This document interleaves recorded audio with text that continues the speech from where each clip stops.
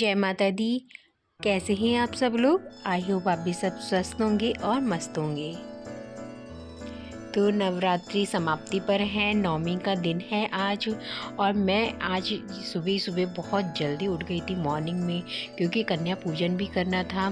तो अष्टमी के दिन तो हमारा व्रत होता है और नवमी हमारे यहाँ बैठाई जाती है।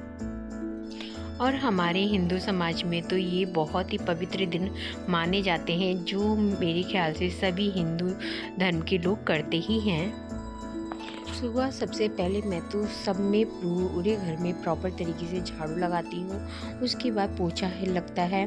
फिर मैं अपना नहाना धोना करके तभी किचन में जाती हूँ। नहाने धोने से पहले मैं किचन में नहीं घुसती ही हूँ। झाड़ू पोछा करने के बाद मैं नहा ली थी। सिर से नहाना होता है, क्योंकि जिसको पूजन करना होता है ना, मतलब 11 चठावरी पूजने, तो हमारे 18 पूजने जाते हैं मंदिर पे। चमंडा मंदिर है, वहाँ जाना जाते हैं। और अपने देखिए सब जगह के अपने अपने नियम हैं अपने पूजा पाठ करने के। तो बस सबसे पहले मैं भोग में तैयार करती हूँ माता का प्रसाद हलवे का। और हलवे में मैं बहुत अच्छे से ही घी डालती हूँ। बिना घी के तो हलवा बिल्कुल ही बेकार ही बनता ही नहीं है। मगर जब भी माता का भोग तैयार किया जाता है ना, तो मैं घी बिल्कुल बहुत अच्छे तरीके से ही डालती हूँ, क्योंकि जो टेस्ट आता है ना हलवे का, वो घी से ही आता है। और यहाँ पे बस हमने बनाई थी आलू गोभी की सब्जी, छोले और हलवा और काले चने। तो यही चीज़ें थी माता के प्रसाद के लिए। और मैंने बहुत जल्दी में देखिए प्रसाद तैयार किया है। और आप देख भी रहे होंगे, मैंने 3 चूल्हे हैं और तीनों पे मैंने कुछ ना कुछ रखा है। एक पे छोले रखे हैं, एक पे आलू गोभी बन रही है, एक पे हलवा बन रहा है। तो एक इंडक्शन है, तो उस पे मैंने छोलों का मसाला तैयार करने के लिए रख दिया है। क्योंकि सुबह सुबह का जो टाइम होता है वो इतनी जल्दी बीतता है, पता ही नहीं चलता कब 1 से 1.5 घंटा हो जाता है, बहुत जल्दी। तो इसलिए मैंने जितने भी चूल्हे थे सब पे कुछ ना कुछ रखा ही हुआ था। और माता का प्रसाद है, देखिए बिना लहसुन प्याज का ही बनता है, वो ही इतना टेस्टी लगता है। तो यहाँ पे देखिए बिना लहसुन प्याज की सब्ज़ी है, तो इसलिए मैंने सारे सब मसाले ना एक साथ इकट्ठे कर लिए थे, एक सबको मिला दिया था। सिर्फ आलू गोभी की जो सब्ज़ी थी वो मैंने बनाई थी। पहले मैंने गोभी को फ्राई किया था हींग जीरे में, और फिर उसके बाद बेसिक ये मसाले मैंने डाल दिए थे। तो इसमें ज़्यादा सामान मैं नहीं डालती हूँ, ना बाजार के मसाले डालती हूँ। देखिए उधर मेरे हलवे की सूजी भुन रही है, इधर मैंने कढ़ाई में तेल वेल डाल दिया है। इधर मैं गोभी भूनूंगी जब तक मेरी हलवे की भी सूजी भुन जाएगी। तो जब नहीं बनाते हम लहसुन प्याज डाल के आलू गोभी, तो हम गोभी को अच्छे से भून के ही बनाते हैं। और वैसे भी नॉर्मली अगर गोभी बनानी हुई ना, तो तब भी भून के बनाइए ना, बहुत टेस्टी बनती है। और माता का प्रसाद है वो तो भाई नेचुरली बहुत ही टेस्टी ही बनता है। और मैंने जो छोलों की सब्ज़ी भी बनाई थी, जिसकी मैं वीडियो नहीं शेयर कर पाऊँगी, क्योंकि वीडियो नहीं, मतलब मैं नहीं कर पाई थी कैप्चर। तो क्योंकि हर टाइम ये नहीं होता, घर हाथ में फ़ोन रखो, हर वक्त कैमरा चालू रखो, ऐसा नहीं हो पाता। कभी कभी हम भी भूल जाते हैं, और जब कभी होता है कैमरा चालू कर दिया है तो वो पता नहीं चलता ही रहता है, ऐसा हो जाता है।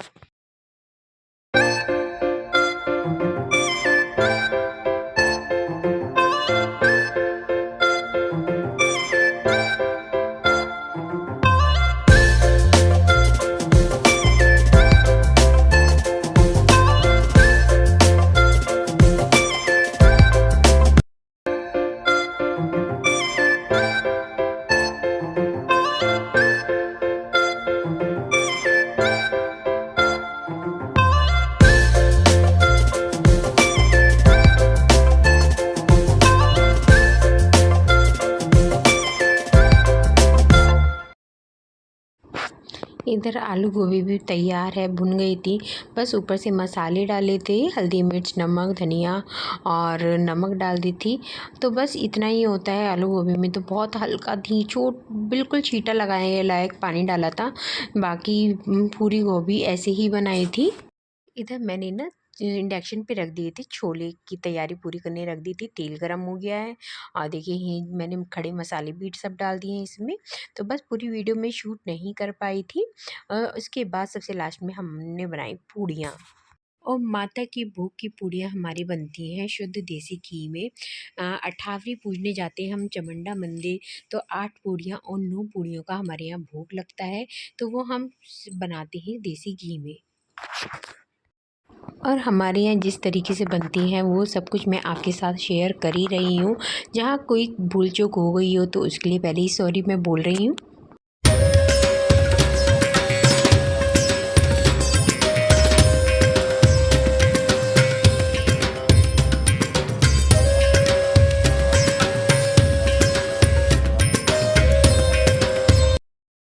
तो पूड़ियों के टाइम दीदी आ गई थी, मेरी छोटी ननद हैं, तो उधर मैं बेल रही थी, उधर गुड़िया दीदी तलती जा रही थी, तो काम जल्दी हो गया था और हम दोनों ही मंदिर गए थे पूजन करने के लिए।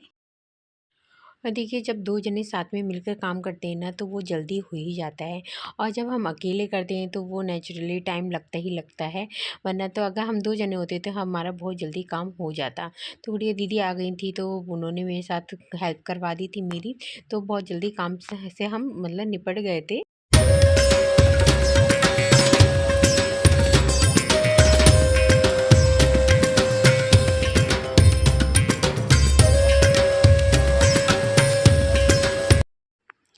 और हो गया है देखिए भोग तैयार, छोले, आलू गोभी की सब्जी, हलवा, सब कुछ तैयार हो चुका है, बस अब जाना था हमें मंदिर।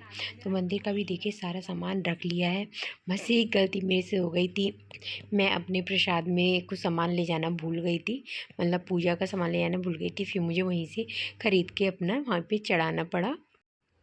तो मैंने बाकी तो सारा ही सामान रख लिया था, और हम लोग अग्यारी भी अपने घर से ही लेके जाते हैं। और बस हमने घर पहले हमारे यहाँ पूजा ना कहते हैं चामुंडा मंदिर पे ही होती है, चामुंडा होती है, फिर हम लोग ना घर आके पूजा करते हैं। और चामुंडा मंदिर की यहाँ ना हमारी बहुत ही मान्यता है। अठावरी हमारे यहाँ चामुंडा मंदिर पे ही होती है।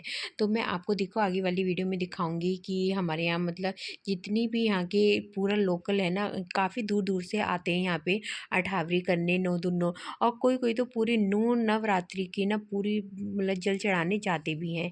यहाँ देखिए यह है अग्यारी का थान मतलब बना हुआ है, जगह जगह पे अग्यारी के कुंड बना रखे हैं, आपको दिख भी रहा होगा कि सब लोग मतलब यहीं पे बैठ के अग्यारी करते हैं, और पूरा प्रॉपर तरीके से पूरा सामान लेके आते हैं अपना, जितना भी उनका होता है, सबके अपने अपने वो हैं। देखिए हम भी हैं, देखिए अपना जितना भी बन सकता है हम पूरा लेके आते हैं, जितनी हमें जानकारी है ऐसे ही सब लोग वहाँ पे लेके आते हैं अठावरी करने के लिए।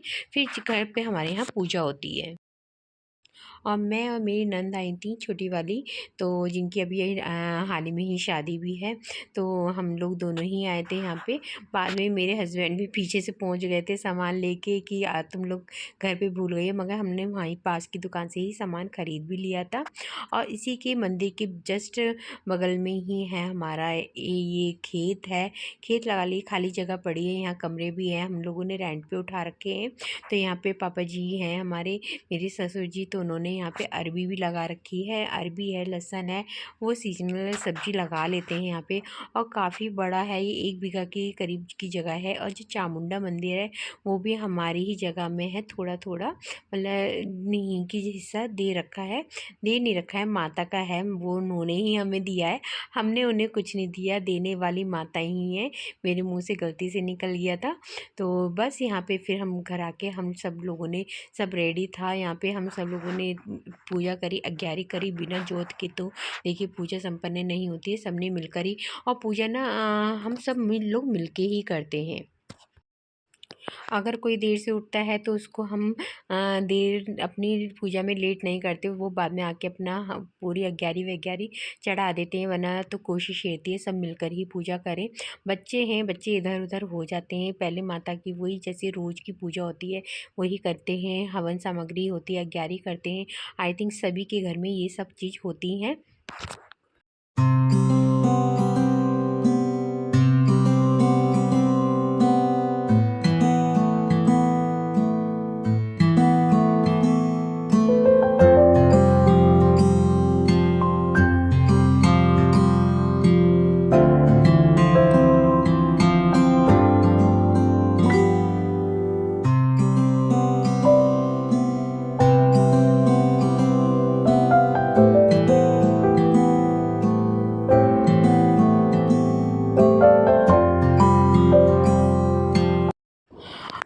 हमारे यहाँ देवी मैया तो सुबह 5:30 बजे ही आ गई थी, बट हमारा कुछ भी तैयार नहीं था।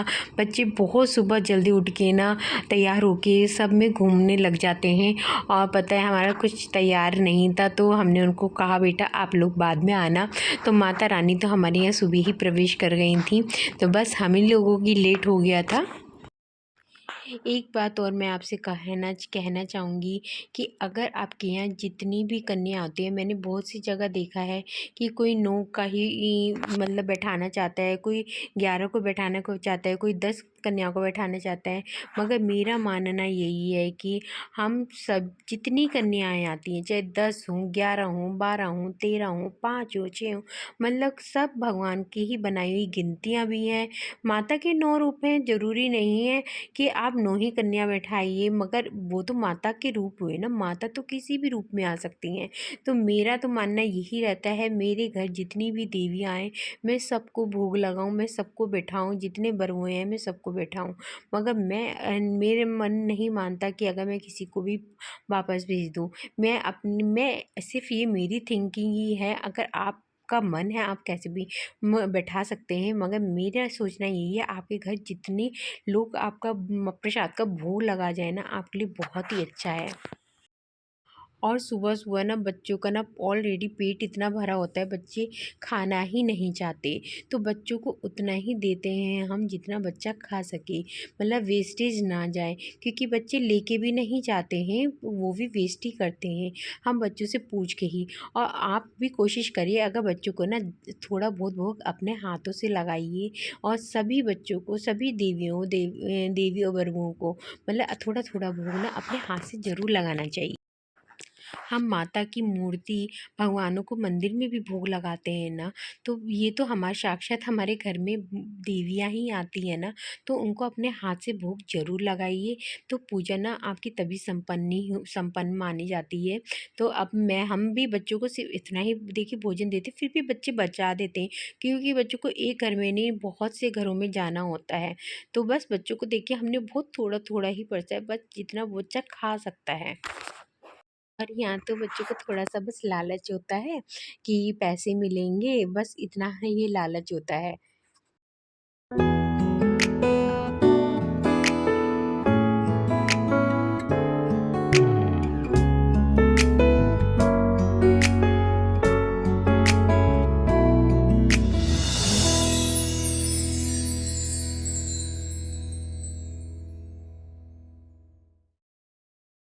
बहुत से लोग अपने घर की कन्याओं को ना उन कन्याओं में नहीं गिनते, मगर हमारे घर में जितनी भी देवियाँ हैं हम तो सबको बैठाते हैं और उनको भी गिनती में गिनते हैं। फ़िलहाल मैं तो नहीं गिनती हूँ, मेरे लिए तो जितने भी आ जाएँ उतना ही कम है।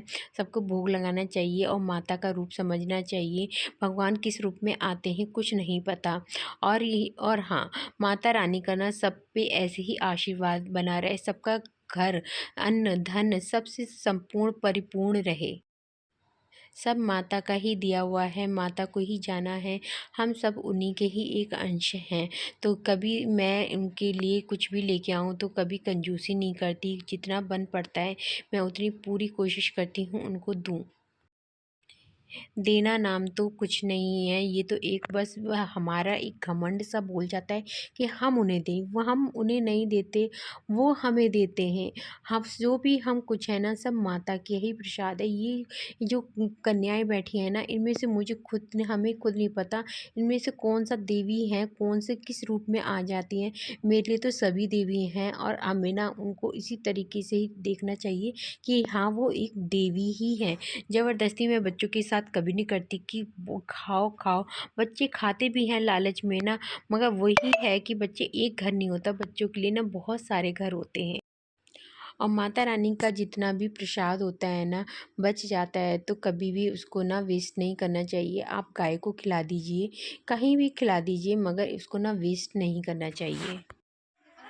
और हर साल की तरह हम करते हैं, देवियों के साथ एक फ़ोटो क्लिक करते हैं। तो वो बस हम बच्चे जा ही रहे थे तो हमने उनके को रोका और कहा भैया बेटा है एक फ़ोटो क्लिक ज़रूर करवा के जाओ, क्योंकि बहुत अच्छा लगता है बच्चों के साथ ना फ़ोटो क्लिक करवाना। तो आज का व्लॉग आपको कैसा लगा मेरा, तो लाइक सब्सक्राइब करना मत भूलिएगा और कमेंट्स बॉक्स में ज़रूर बताइएगा कि आपके यहाँ पूजन कैसे होता है। तो इसी के साथ लेती हूँ मैं विदा। बाय बाय, जय माता दी।